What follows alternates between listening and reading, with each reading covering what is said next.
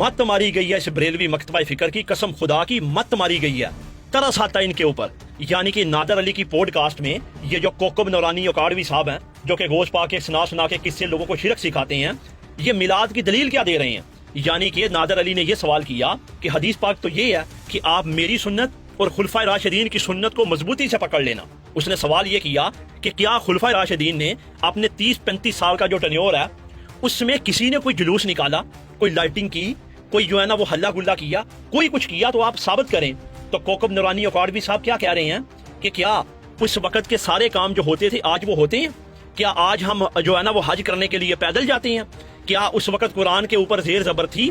क्या उस वक्त कुरान के 30 पारे थे? आप इनकी बातों का अंदाज चेक करें कि ये लोग किस कदर जाहिल हैं। यानी कि एक बंदा हज करने के लिए जाता है, वो हज पैदल करता था या अब जहाज पे जाता है, हज तो नहीं बदला ना, ये तो जाने की सहूलत पैदा हुई है। एक बंदा जो कुरान पहले पढ़ता था और जेर जबर की वजह से उसको पढ़ने में दिक्कत आती थी, वो तो जेर जबर लगाई ना, किसी ने कुरान में इजाफा तो नहीं किया ना।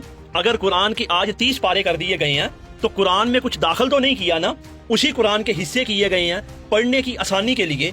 इस बात का आपकी ये जो जश्न ईद मिलादुन नबी की बिद्दत है उसे आप कैसे जोड़ सकते हैं? अगर ये ही बात है तो फिर अजान देना बहुत अच्छी बात है, आप सारा दिन अजानें क्यों नहीं देते? नमाज पढ़ना बहुत अच्छी बात है, लेकिन आप सारा दिन नमाजें क्यों नहीं पढ़ते? 5 की बजाय 15 नमाजें क्यों नहीं कर लेते? अबे ये कौन सी जहलाना दलील है? आप इस दलील की बेस के ऊपर पूरे दीन का बेड़ा गर्क करने के ऊपर तुले हुए हैं, सिर्फ अपनी एक वक्त की रोटी और एक वक्त के हलवे के लिए। अगर तो तुमने दीन कलमा पढ़ा नबी करीम का तो फिर बात भी उन्हीं की माननी पड़ेगी, लेकिन अगर कलमा पढ़ा अहमद रजा बरेलवी का तो फिर आप करते रहें, जो मर्जी करते रहें। किसी भी काम की सहूलत पैदा करने के लिए कोई काम करना बिदत नहीं होती। आप नमाज पढ़ने के लिए जाते हैं, मस्जिद दूर है, आप बाइक पे जा रहे हैं, आप गाड़ी पे जा रहे हैं, आप पैदल जा रहे हैं, ये बिदत नहीं है। बिदत ये है कि आप जाके 4 फर्ज पढ़ने की बजाय 3 कर दें, या आप जोहर की नमाज को इशा की नमाज के साथ ले जाएं, ये है बिदत। आपने जश्न ईद मिलादुन नबी का काम दीन में दाखिल किया, ये काम दीन में नहीं था, और जो काम दीन में दाखिल किया जाएगा वो होगी बिदत। और बिदत क्या है? गुमराही। और गुमराही क्या है? जो आपको जहन्नम में लेके जाएगी। अपने खाने के लिए इस उम्मत का बेड़ा गर्क मत करें खुदारा कि आप क्या फायदा आपके ये बड़े बड़े नाम अलकाबात और पूरी पूरी लाइन और सतर का नाम लिखना और बाद में इस तरह की बेवकूफ दलीलें देना। शर्म आती है, हंसी आती है आपके ऊपर जब तुम अपने हलवे को साबित करने के लिए इस तरह की दलीलें देते हो। मत बनाओ अवाम को बेवकूफ, बात को समझो। मैं पहले ही बता दूं, ना तो मैं कोकब नूरानी औकाड़वी साहब का दिफा कर रहा हूं और ना ही मैं उनका रद्द कर रहा हूं। मेरे आज बोलने का मकसद ये है कि ये बंदा कोकब नूरानी औकाड़वी साहब का नाम लेकर पूरी बरेलवियत को टारगेट कर रहा है, और इसका दावा क्या है कि मैंने 29 साल बरेलवियत में गुजारे। तो सर, आपने 5 मिनट भी बरेलवियत में नहीं गुजारे। एक बंदा किसी सैय्युल अकीदा बरेलवी आलिम दीन से सिर्फ 5 मिनट गुफ्तगू कर लेना मीलाद के मौजू पे, तो वो मीलाद का कायल हो जाएगा। और ऊपर से आपके काम ये हैं कि आप खुद फिलोसोफर बने हुए हैं, खुद आप मंतकी फलसफी बने हुए हैं, खुद ही आप उसूल बनाते हैं, खुद ही आप बताते हैं। अब मैं उन उसूलों पे बात करूं, उनका रद्द करूं, आपका भी टाइम जाएगा, मेरा भी टाइम जाएगा। बड़ी सिंपल सी बात करने लगा हूं कि अल्लाह तबारक व तआला सूरत दुहा 97 नंबर सूरत दुहा उसकी 11वीं नंबर आयत में फरमाता है, व अम्मा बिनिअमति रब्बिका फहद्दिस, और अपने रब की नेमत का खूब चर्चा करो।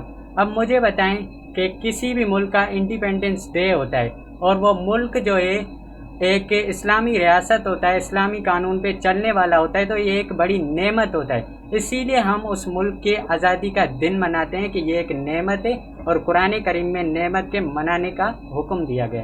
इसी तरह हमें ज़िंदगी मिली, ये एक बहुत बड़ी नेमत है। अल्लाह तबारक व तआला ने हमें इस जान में भेजा कि हम जाके नेकियां करें और जन्नत वाले काम करें। तो इस नेमत की खुशी मनाने के लिए हम अपनी सालगिरह मनाते हैं। तो मुझे ये बताइए, ये हाथ, ये आँखें, ये कान, ये गैलेक्सीज, ये दुनिया, ये जान, ये जन्नत, ये दोज़ख, जो कुछ भी है ये सारा नेमतें हैं। तो इन सब नेमतों को हम मुख्तलिफ ज़रियों से मनाते हैं। अब इन सब में जो सुपीरियर तरीन नेमत है ना, जो सबसे बड़ी नेमत है, वो हुजूर सरवर कायनात की ज़ात है।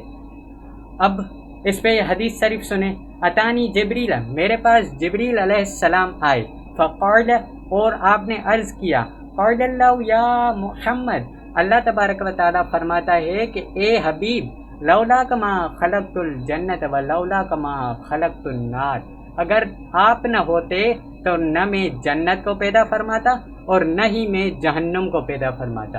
اب اس سے واضح طور پر ثابت ہوتا ہے کہ یہ سارا جہان، یہ دنیا، یہ دوزخ، یہ جہنم، یہ سب کچھ حضور سرور کائنات کی ذات بابرکات کی وجہ سے بنا ہے۔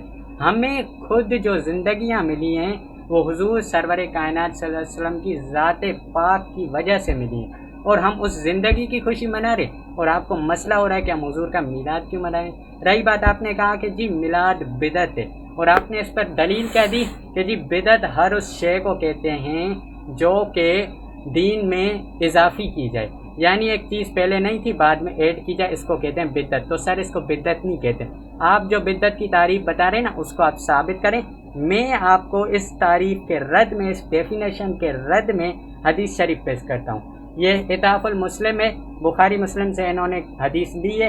یہ فرماتے ہیں کہ حضور صلی اللہ علیہ وسلم فرماتے ہیں فقال رسول اللہ صلی اللہ علیہ وسلم، حضور علیہ الصلوۃ والسلام فرماتے ہیں ومن سن فی الاسلام سنتا حسنتا، جو اسلام میں کوئی نیا اچھا طریقہ ایجاد کرے، بنائے، فلہ اجرھا، تو اس کو اس کا اجر ملے گا، اس طریقوں کو بنانے کا اجر ملے گا، واجر ما عمل بها بعدہ، اور اس کا بھی اجر ملے گا، ان لوگوں کا بھی اجر ملے گا جو کہ اس طریقے پر اس کے بنانے کے بعد عمل کرتے ہیں، من غیر ان ینقص من اجورہم شیء، اس کے علاوہ کہ ان لوگوں کے اجر میں سے کوئی بھی شے، کوئی بھی ذرہ کم کیا جائے، یعنی ان لوگوں کو بھی ملے گا ثواب اور اس بندے کو بھی ان کا بھی ثواب ملے گا اور اپنا اس کو بنانے کا بھی ثواب ملے گا۔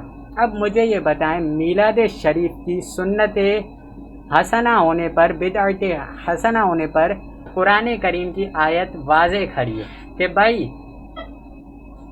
اللہ کی نعمت کا خوب چرچا کرو۔ اب مجھے بتائیں آپ کس منہ سے میلاد شریف کو بدعت ثابت کریں گے؟ وہ بدعت جو حرام اور ناجائز ہے۔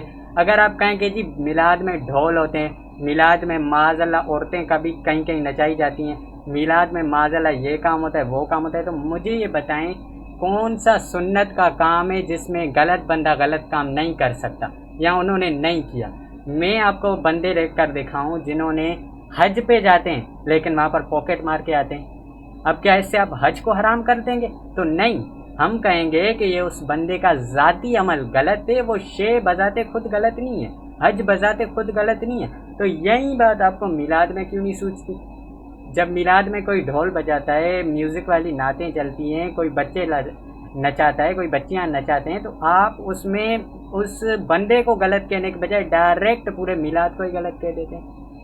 اب مجھے آپ کے جواب کا انتظار رہے گا، کیونکہ آپ بلائنڈ لیڈر ہو کے اتنے سارے آپ نے بلائنڈ فالوورز جمع کیے ہیں، اور میرا یہ پہلا ویڈیو ہے، تو میں ویورز کو یہ گزارش کروں گا کہ اس کو زیادہ سے زیادہ شیئر کریں تاکہ اس بندے تک یہ بات پہنچ جائے۔ اتنے سارے ملین لوگ اس نے گمراہ کر رکھے ہیں۔